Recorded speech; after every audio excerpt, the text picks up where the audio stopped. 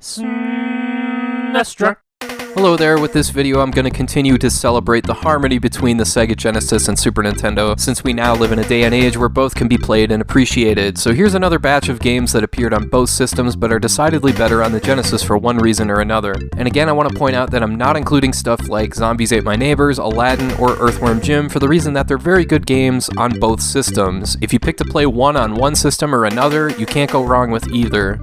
First, I want to start with Cool Spot. I did a standalone video on this one a couple years ago, and I even ended it by saying you're better off playing this one on Genesis, but I got so caught up in the other games that I completely forgot a few obvious ones that I'd already pointed out myself in the past, like Cool Spot. Yeah, this is actually a pretty decent game, believe it or not, but it's much better on the Genesis for two reasons. First, the Genesis version has a better resolution, resulting in a slightly zoomed out view screen, meaning your Cool Spot sprite is a bit smaller, and you can see a lot more of the level. Second, the soundtrack just sounds really freaking cool on Sega. Check this out.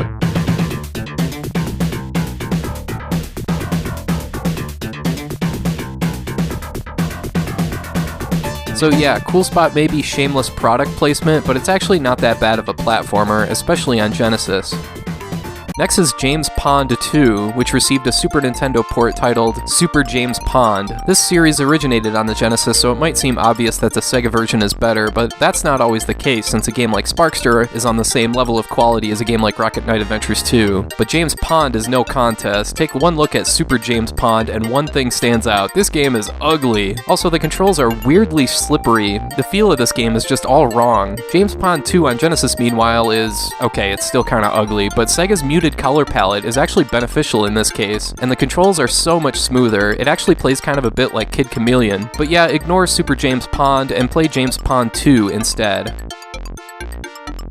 Another easy one to point out is the Strike series. Desert Strike, Jungle Strike, and Urban Strike. Again, all three of these games were originally made for the Genesis and received ports for the SNES later on. And again, like most other games of this nature, Sega just has the hardware that lends itself better to this style. Everything is faster and more intense. And I don't just mean you cover more ground faster, I mean in spots like this on the Super Nintendo versions, where there's this annoyingly long pause every time you flip back to the map. That really gets old after a while. These games aren't bad on the SNES, they're still okay, but if you're interested in the old Strike series and want to make stuff go boom flying around in an AH-64 Apache helicopter, you're better off playing them on Sega.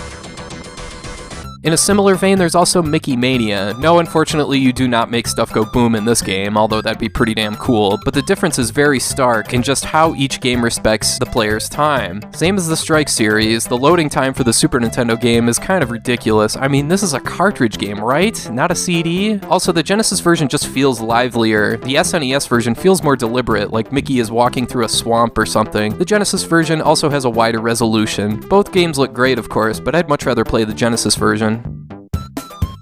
Next, there's Captain America and the Avengers, and this game might represent the biggest gap in quality between how much better the Genesis version is and how awful the SNES game is to play. Sure, the Super Nintendo game has a great-looking story presentation, but it is one of the cheapest and most difficult beat-em-ups you'll ever play. You regularly get trapped by enemies and get stuck in a damage loop, and the controls seriously almost feel broken. The Genesis version at least manages to be a decent enough beat-em-up, and an especially good game if you like the Avengers universe, since it's represented well here, from the sprite work to the colors to the story. This is an easy one. Avoid the hell out of the SNES game, but check out the Sega Avengers game instead.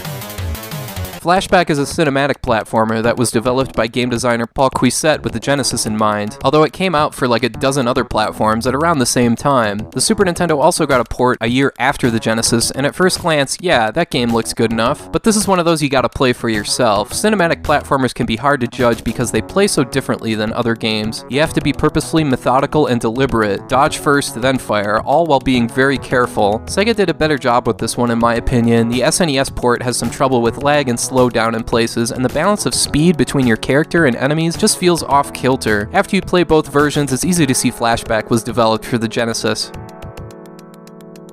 Last, I'll finish with the FIFA series. In the previous video, I pointed out EA's NHL and Madden games when I really should have said just all of their sports games, including NBA Live and especially FIFA. On the Super Nintendo, the FIFA games don't hold a candle to stuff like Sensible Soccer, International Superstar Soccer, or even Super Soccer, but on Genesis, the FIFA games have a better frame rate and play much smoother as a result, so they hold up pretty well today alongside those other games I listed. I think the quote-unquote Genesis has better sports games talking point is mostly BS, but in the case of EA sports sports games, it's absolutely the case, and FIFA is definitely better on Genesis.